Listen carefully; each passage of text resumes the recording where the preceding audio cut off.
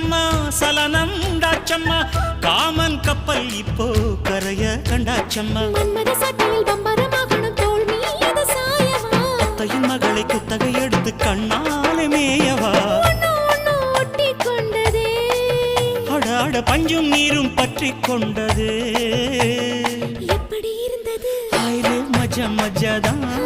எப்படி இருந்தது அடடா மஜா மஜாதான் முதலில் என்னை தொட்ட போது எப்படி இருந்தது அப்பப்பா மஜா மஜாதான்